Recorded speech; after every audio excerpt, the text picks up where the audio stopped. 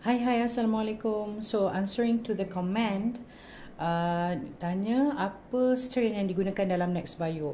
Okay, dalam NextBio, dia ada 4 strain. So, strain ni semua terpilih daripada Denmark and USA. Dan dia adalah patented. Dan dia paling banyak dikaji di dunia dan dia bukan strain baru, tapi strain yang tahan orang kata kekal hidup dalam suasana asid perut dan sebagainya, itulah yang mencabar dalam usus tu kan.